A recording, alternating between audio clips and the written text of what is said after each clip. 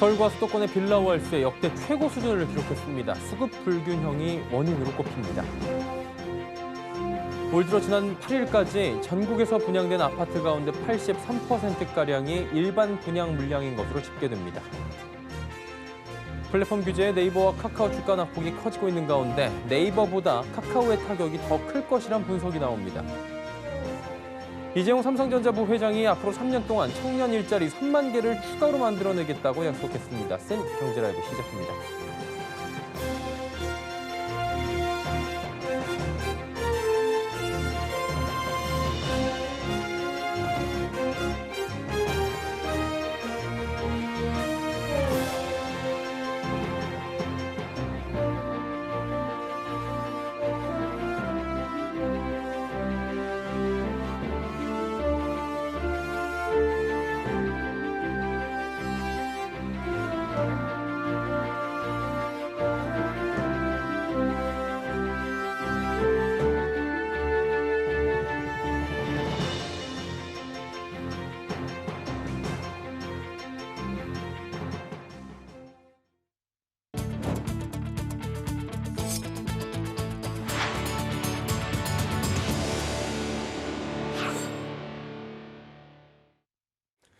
시청자 여러분 안녕하십니까? 센 경제라이브 서정덕입니다. 서울을 비롯한 수도권 임대차 시장 수급 불균형이 갈수록 심각해지고 있습니다. 빌라로 불리는 연립과 다세대 주택의 월세가 역대 최고 수준을 기록해 서민 주거비 부담이 늘고 있다는 지적입니다. 정창신 기자입니다. 서울 연립 다세대 월세집에 살려면 평균 5,683만 원의 보증금에 62만 원의 월세가 필요한 것으로 나타났습니다.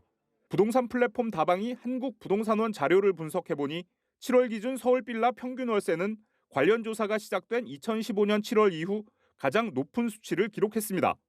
서울에서 월세 보증금이 가장 높은 강북 도심권은 약 9,480만 원, 그 뒤를 이은 강남 동남권은 8,782만 원 수준으로 집계됐습니다. 경기도 역시 월세와 월세 보증금이 역대 최고 수준을 기록했습니다.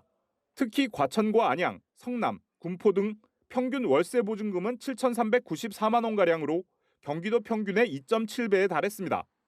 이 지역 평균 월세는 98만 4천 원으로 전국 시군구 권역 중 가장 높았습니다. 업계에선 임대차 시장 불안의 주요 원인으로 수급 불균형을 꼽고 있습니다. 임대 시장 수급 균형이 깨지면서 월세와 월세 보증금이 모두 오르고 있는 것으로 보입니다. 임대차 3법으로 내년 임대 물량도 묶일 가능성이 큰 만큼 수급 상황이 급격하게 좋아지진 않을 것으로 예상됩니다. 한편 서울 빌라의 전세 가격 대비 보증금 비율은 계속 감소하는 추세입니다. 7월 기준 서울 빌라의 전세가 대비 보증금 비율은 22.3%로 전달보다 0.6%포인트 감소했습니다. 이 수치는 지난 2017년 1월만 해도 29.4%에 달했습니다. 이는 보증금보다 월세를 많이 받는 것을 선호하는 집주인이 늘고 있다는 뜻으로 분석할 수 있습니다. 서울경제TV 정창신입니다. 한국부동산원 통계 시스템에 따르면 올 들어 7월까지 서울에서 거래된 주택 13만 천여 가구 가운데 외진이 25%가량을 사들였습니다. 서울 주택의 외진 매수 비중은 지난 2017년부터 꾸준하게 증가하는 모습을 나타냅니다. 올해 거래된 서울 아파트는 6만 7천여 가구로 외지인은 20%가량인 1만 3천여 가구를 매수했습니다. 이들은 특히 강남구의 주택을 집중 매수한 것으로 나타납니다. 강남구에서 올해 거래된 주택 만여 가구 가운데 외진 매수 비중은 27%에 달합니다. 작년과 비교하면 3%포인트 넘게 늘어났습니다. 지방 투자자들의 서울 주택 매수 열풍이 거센 가운데 정작 서울 거주자들은 경기도 주택 매수에 매달리고 있는 모습입니다. 올해 거래된 경기도 주택 29만여 가구 가운데 서울 거주자는 17.3%인 5만여 가구를 사들인 것으로 집계됩니다. 부동산 114 조사에 따르면 올 들어 지난 8일까지 전국에서 분양된 아파트 19만 8천여 가구 가운데 83%가량이 일반 분양 물량인 것으로 집계됩니다. 올해 일반 분양 물량 비중은 2016년 이후 가장 높은 것으로 나타났고 수도권과 지방 모두 80%를 웃돈 것으로 조사됩니다. 서울은 일반 분양 가구 비중이 38.7%에 그쳐 전국에서 유일하게 일반 분양 가구 비중이 50%를 넘지 못한 지역으로 기록됩니다. 업계에선 서울의 분양은 대부분 재건축과 재개발로 공급되는데 조합원분을 제외한 물량이 공급되는 만큼 일반 분양 비중이 낮은 것으로 분석합니다. 조사 기간 이후 연내 예정된 분양 물량은 총 25만 2천여 가구로 이 가운데 11만 4천여 가구가 정비 사업으로 공급될 예정입니다. 이는 올해 들어 분양된 정비 사업 물량과 비교하면 1.5배가량 많은 수준입니다. 공모 리츠 역대 최고 경쟁률을 기록한 SK리츠가 오늘 코스피 시장에 상장했습니다. 상장 첫날 상승 마감에 성공했는데요. 윤혜림 기자가 전해드립니다. SK그룹 주요 사옥 116개를 보유한 SK리츠가 코스피 상장 첫날 강세를 보이며 좋은 성적을 거뒀습니다. 오늘 상장한 SK리츠의 공모가는 5,000원으로 시초가는 6.8% 높은 5,340원에 형성됐으며 주가는 8.24% 오른 5,780원에 거래를 마쳤습니다. 특히 국내 리츠 업계 최초로 분기 배당을 지급하기로 해 투자자들의 관심을 모은 바 있습니다. 이에 지난달 30일부터 이달 1일까지 진행된 공모청약에서 552대 1의 경쟁률을 기록해 증거금 19조 3천억 원을 끌어모으며 리츠 역대 최대 기록을 경신했습니다. 리츠는 부동산을 주식처럼 만들어 거래가 가능한 상품으로 직접 투자보다 적은 돈으로도 부동산 투자가 가능하다는 강점을 갖고 있습니다. 하지만 지난해 코로나19 이후 주식시장 수익률이 크게 증가하자 코스피 대비 상대적으로 낮은 수익률을 기록한 리츠 상품이 외면받았습니다. 어제 SK그룹이 SK리츠를 활용해 서울 종로구에 위치한 종로타워 인수를 검토 중이라고 밝혔으며 SK주유소 부지의 매입을 완료하는 등 앞으로도 공격적인 투자를 하겠다는 입장입니다. 증권업계는 최근 부동산 가격이 크게 오르고 하반기 신한, NH, 미래에셋 등 리츠 상품들의 상장이 예상돼 배당 수익률과 지속성 등을 고려한다면 하나의 좋은 투자처가 될 수 있다고 조언했습니다. 서울경제TV 윤혜림입니다. 전국의 택시기사 10명 중 9명 이상이 카카오택시 호출 서비스에 가입한 것으로 나타났습니다. 국회 국토교통위원회 소속 김상훈 의원이 카카오 모빌리티에서 받은 자료에 따르면 지난달 초 기준 택시 호출 플랫폼 카카오티 가입 기사는 약 22만 6천 명으로 집계됩니다. 국토교통부가 조사한 전국 등록 택시 기사는 6월 말 기준 약 24만 4천 명이었습니다. 한 달여 동안 택시 기사 수에 큰 변동이 없었다고 볼 때 카카오티 가입 비율은 전체 기사 중 90%를 소폭 상회하게 됩니다. 김 의원은 택시 플랫폼 시장 중 중개, 호출 플랫폼 분야에서 거의 완전한 독점을 구축한 셈이라며 경제에 활력을 저해야 하는 가장 주요한 요인이 독과점 기업의 등장이라고 지적했습니다. 플랫폼 규제 칼날에 네이버와 카카오의 주가가 날개 없는 추락을 이어가고 있죠. 낙폭이 깊어지고 있는 가운데 네이버보단 카카오가 규제 타격이 더 클 것이란 분석이 나옵니다. 김혜영 기자입니다. 카카오의 주가가 장중 12만 원 선이 붕괴됐습니다. 막판 낙폭을 줄이긴 했지만 일주일 새 카카오 주가는 20%가 넘게 빠졌습니다. 네이버 역시 가까스로 40만 원 선을 지켜냈습니다. 그러나 오늘도 1.35% 하락하며 일주일 새 12%가 넘게 급락했습니다. 플랫폼주 부진 장기화 우려가 깊어지고 있는 가운데 증권가에서는 카카오가 더 큰 타격을 입을 것으로 전망하고 있습니다. 카카오가 골목 상권 침해 논란의 중심에 서 있기 때문입니다. 카카오는 은행과 핀테크뿐 아니라 택시와 대리기사, 헤어샵 등 문화발식 사업 확장을 펼쳐왔습니다. 무료 서비스를 미끼로 시장을 독점한 다음 입점업체나 소비자를 상대로 유료화 전환을 통해 수익을 극대화한 겁니다. 결국 플랫폼 지배력 남용과 독과점 폐해 온상으로 전락했다는 지적입니다. 이창영 유한타증권 연구원은 카카오택시는 전국 택시기사의 80%가 넘게 사용하면서 압도적인 지배력을 확보했고 카카오 모빌리티가 수수료를 책정하면 택시와 승객은 이를 따라갈 수밖에 없는 구조라며 결국 지배적 지위의 부당 남용 여부 심사 대상이 될 가능성이 높다고 평가했습니다. 반면 네이버는 상대적으로 사업 확장에 보수적인 입장을 견지해 규제 리스크가 제한적이라는 평가입니다. 실제 네이버는 2014년 부동산 유료 서비스의 불공정 행위 정황이 불거지자 자체 매물 정보를 종료한 바 있습니다. 김현용 현대차증권 연구원은 네이버는 플랫폼 라인을 무기로 뱅크와 페이, 택시, 배달 등 사업을 하고 있지만 대만이나 태국 등 주로 해외에서 진행하고 있다며 금융업 또한 간편결제 매출이 97%에 달하고 증권과 보험, 대출 주선 및 중개는 하지 않는다고 설명했습니다. 이어 추가 규제 우려로 언급되는 골목상권 이슈도 네이버 사업 구조와 연관성이 낮다고 강조했습니다. 서울경제TV 김혜영입니다.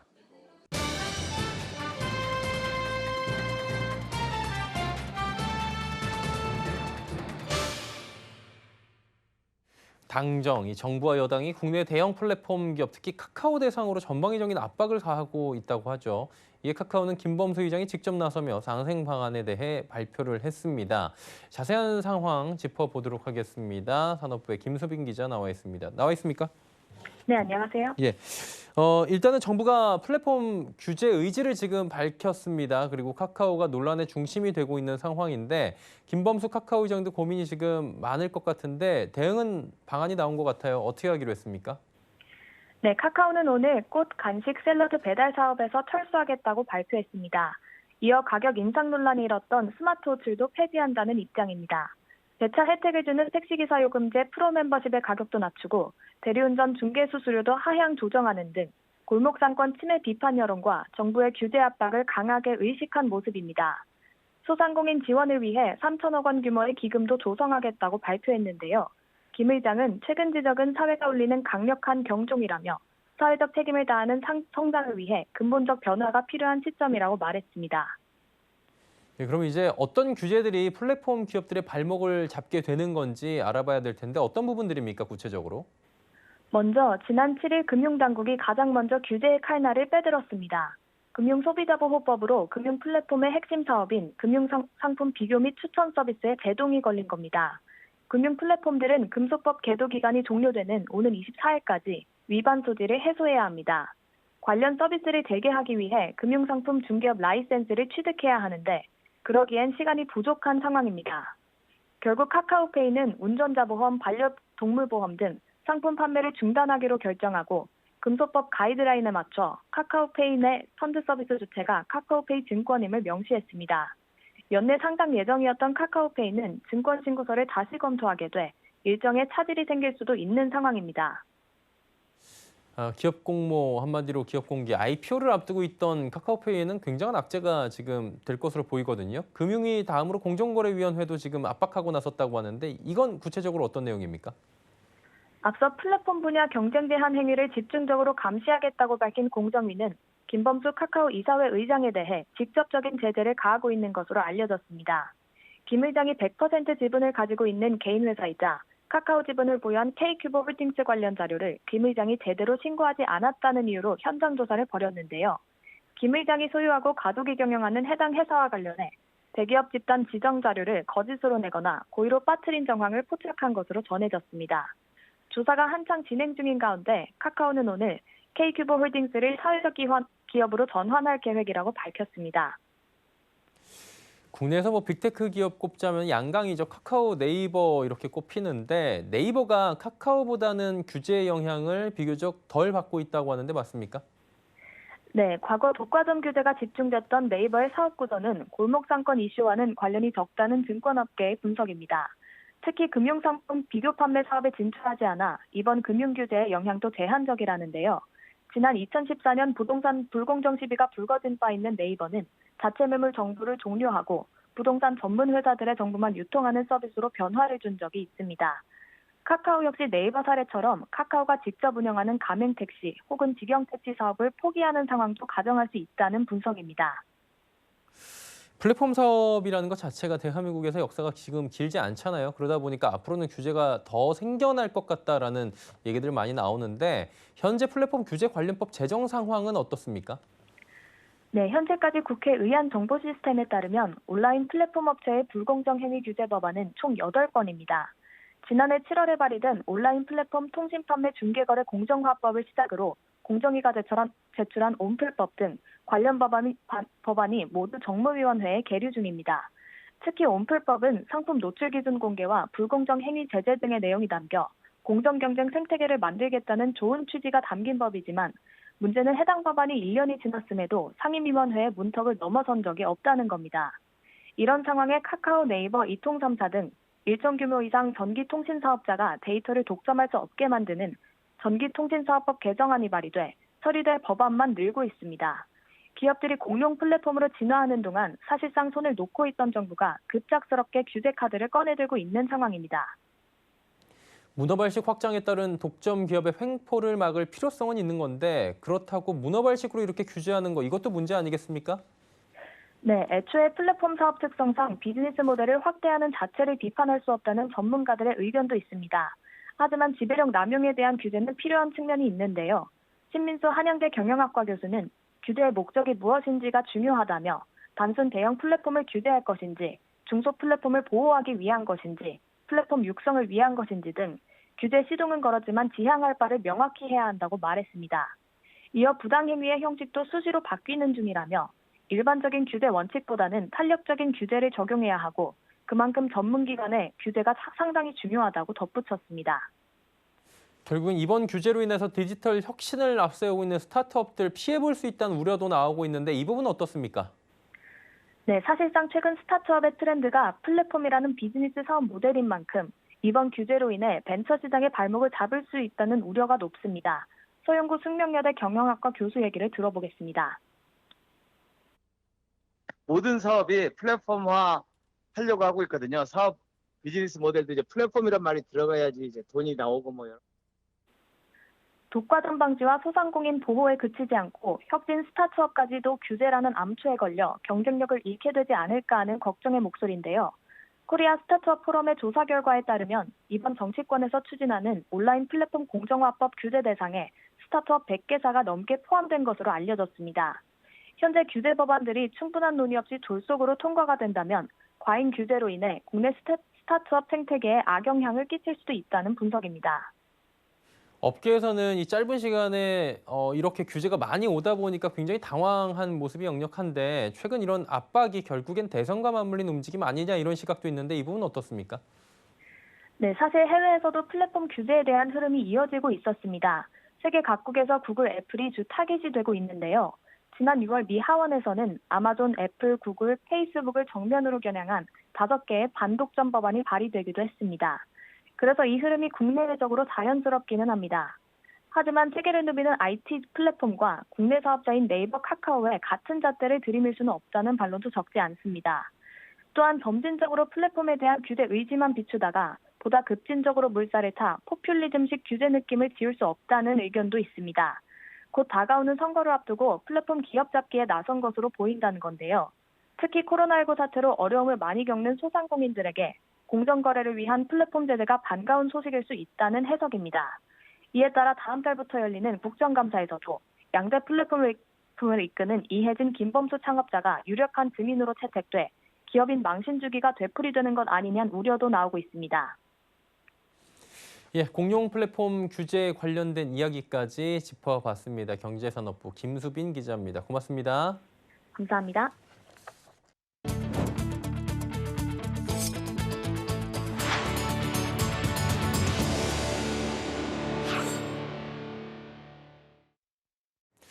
애플이 내일 새벽 아이폰 13을 공개합니다. 대중화를 넘어 흥행 돌풍을 일으키고 있는 삼성 폴더블 폰에 맞서 어떤 카드를 내놓을지 이목이 집중되는데요. 문다희 기자입니다. 삼성전자의 폴더블 폰이 시장에서 돌풍을 일으키고 있는 가운데 애플이 아이폰 신제품으로 반격에 나섭니다. 애플은 한국 시간으로 내일 새벽 2시 캘리포니아 쿠퍼티노 애플파크에서 스페셜 이벤트를 열고 아이폰 13 시리즈를 공개합니다. 아이폰 13 시리즈는 기본 모델인 아이폰 13을 비롯해 아이폰 13 미니, 아이폰 13 프로, 아이폰 13 프로 맥스 등 4가지 모델로 구성될 전망입니다. 전작과 디자인은 크게 다르지 않지만 디스플레이 상단 중앙에 화면을 가렸던 노치 크기가 줄어들고 카메라 성능이 향상되며 위성통신 기능을 지원할 것으로 보입니다.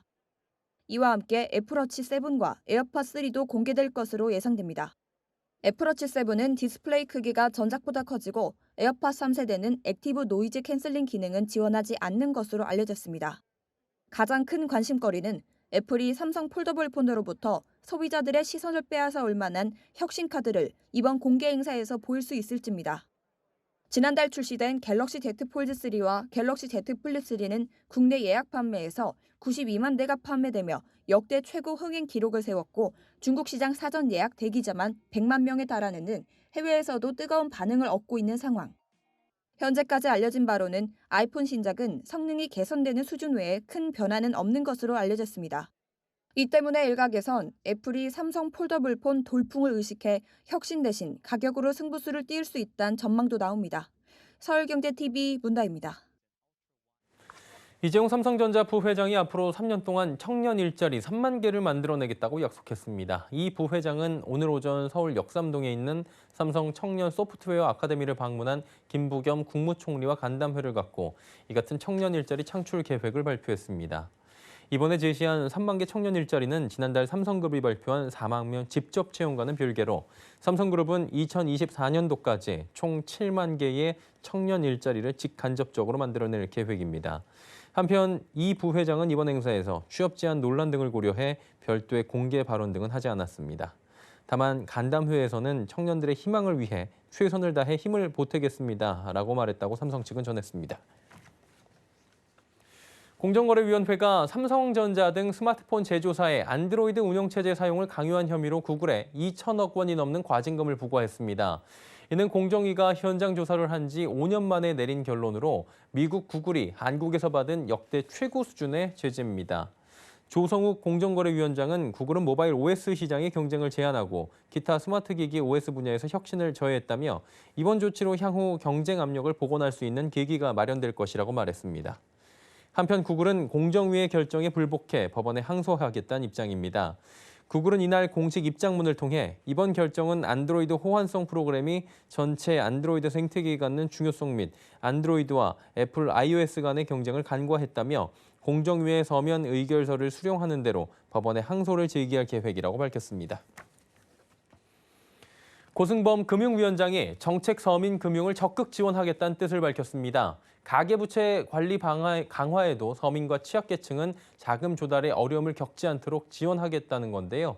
특히 청년 희망 적금을 출시해 안전한 목돈 마련을 돕겠다는 계획입니다. 윤다혜 기자입니다. 고승범 위원장은 당면한 금융 환경을 고려해 정책 서민금융을 유연하게 지원할 필요가 있다고 밝혔습니다. 위원장은 오늘 서울 중구 서민금융통합지원센터에서 서민 취약계층 간담회를 갖고 이같이 말했습니다. 최고금리가 인하되고 가계부채 관리가 강화되면서 저신용, 저소득자들에게 충분한 자금 공급이 어려울 수 있다는 우려가 있습니다. 코로나19로 민생경제의 어려움은 여전한 상황에서 서민 취약계층이 자금 애로를 겪지 않도록 충분한 지원이 뒷받침되어야 할 것입니다. 금융시장 불확실성이 높아진 가운데 청년 희망 적금으로 저소득 청년층들의 안정적인 자산 형성을 지원하겠다는 뜻도 밝혔습니다. 저소득 청년층이 안정적으로 자산을 형성할 수 있도록 이자의 장려금을 추가해주는 청년 희망 적금 출시를 위해 관련 예산의 국회 통과에도 노력을 기울이겠습니다. 청년 희망 적금은 내년 정부 예산안에 담긴 청년 지원책으로 연소득 3,600만 원 이하 청년에게 최대 4%의 저축장려금을 지급하는 내용을 골자로 하고 있습니다. 연 600만 원씩 2년 만기로 납입하면 원금 1,200만 원과 이자 저축장려금 36만 원을 받을 수 있습니다. 고 위원장은 자영업자에 대해서도 만기 연장, 이자 상한 유예뿐 아니라 신용회복위원회의 채무 조정에서 추가로 개선할 사항도 살펴보겠다고 강조했습니다. 마지막으로 그는 불법 사금융 등 민생범죄 행위에 대해서도 관계기관과 긴밀히 공조해 대응하겠다고 밝혔습니다. 서울경제TV 윤다입니다.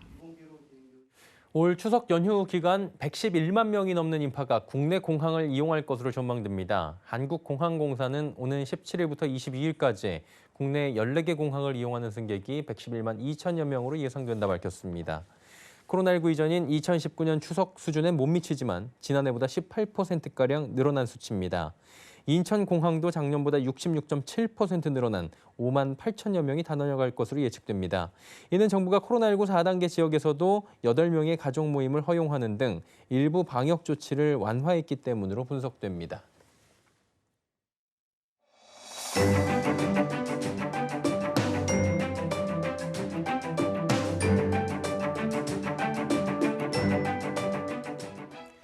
안녕하세요. K웨더 라이프스타일 예보 이호철입니다. 제14호 태풍 찬투의 예상 경로입니다. 오늘부터 목요일 새벽까지 태풍은 상하이 부근 해상에서 정체할 것으로 보이는데요. 이후로는 동쪽으로 방향을 틀어서 목요일 낮에는 제주도 해상에 접근할 것으로 예상됩니다. 한편 이미 제주도는 태풍의 간접 영향을 받고 있는 가운데 곳곳으로 호우와 강풍특보도 내려져 있습니다. 또한 제주도를 포함한 서해와 남해상 곳곳으로는 풍랑특보도 발효 중이고요. 물결도 높게 일어서 주의가 필요하겠습니다. 이어서 예상 강수량을 살펴보면 오늘까지는 전남 남해안에 5에서 20mm의 비가 내리겠고요. 내일은 강원 동해안에 5에서 10mm의 비가 예상됩니다. 또한 제주도와 경상 해안은 내일까지 비가 내리겠고 특히 제주도를 중심으로는 많은 비가 예상됩니다. 다음은 자세한 지역별 날씨입니다. 중부지방 대체로 맑은 가운데 구름이 한때 끼겠고 한낮에는 서울 29도, 청주 28도까지 오르며 다소 덥겠습니다. 동해안, 강원 동해안을 중심으로 아침 한때 비 오는 차차 개겠고요. 낮에는 속초 24도로 선선하겠습니다. 남부지방 구름 많겠지만 경상 해안가는 아침까지 비가 오겠고요. 제주는 종일 비가 오는 가운데 낮 기온은 부산 26도 예상됩니다. 내일 해상은 물결이 높겠습니다. 특히 서해와 남해는 물결이 매우 거세게 일어서 항해나 조업은 최대한 자제해 주셔야겠습니다. 또한 동해도 물결이 최고 3m로 높게 일겠습니다. 태풍의 영향으로 목요일은 전라도와 경남, 제주도에 비가 내리겠고요. 비는 금요일에 전국 대부분 지역으로 확대되겠습니다. 날씨였습니다. 센 경제 라이브 저희가 준비한 소식은 여기까지입니다. 편안한 저녁 시간 보내시길 바랍니다. 고맙습니다.